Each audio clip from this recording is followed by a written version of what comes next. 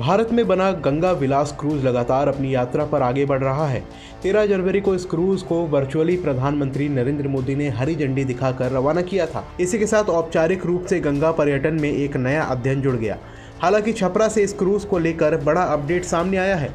वाराणसी से डिब्रूगढ़ के लिए रवाना हुआ गंगा विलास क्रूज बिहार के छपरा में फंस गया।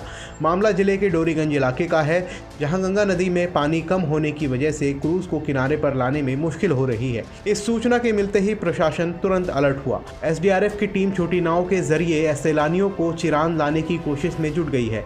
ये सैलानी चिरांद के पुरातात्विक महत्व को देखेंगे। छपरा से 11 किलोमीटर दक्षिण पूर्व में डोरीगंज बाजार के पास स्थित चिरांद सारण जिले का सबसे महत्वपूर्ण पुरातत्व स्थल है। घाघरा नदी के किनारे बने स्तूपनुमा भराव को हिंदू, बौद्ध और मुस्लिम प्रभाव और उतार चढ़ाव से जोड़कर देखा जाता है। हालांकि छपरा में जैसे ही गंगा विलास क्रूज पहुंचा, नदी में पानी कम होने की वजह से किनारे पहुंचने में परेशानी होने लगी। ये गंगा नदी में कम पानी के चलते फंस गया, लेकिन सैलानियों को चिरांद पहुँचने में परेशानी नहीं हो, इसके लिए एसडीआरएफ की टीम तुरंत एक्टिव हो गई।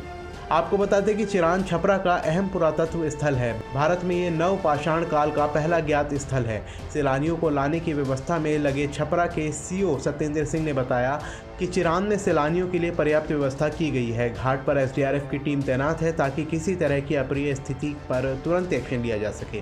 उन्होंने कहा कि पानी कम होने के कारण क्रूज को किनारे लाने में दिक्कत हो रही, लिहाजा छोटे नाव के जरिए सैलानियों को लाने का प्रयास किया जा रहा है।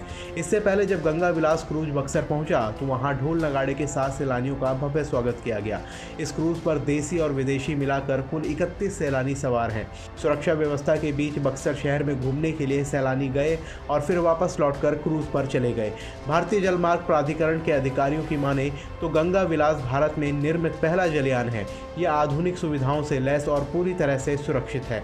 गंगा विलास क्रूज की खास बात यह भी है कि इसकी स्पीड अप स्ट्रीम में 12 किलोमीटर प्रति घंटा और डाउन स्ट्रीम में 20 किलोमीटर तक है। पीने के पानी से लेकर क्रूज में आरओ सिस्टम है। इसके साथ ही सीवेज ट्रीटमेंट प्लांट भी है। क्रूज में लोगों की सहूलियत को लेकर और उनकी ज़रूरतों की तमाम सुविधाएं मौजूद हैं।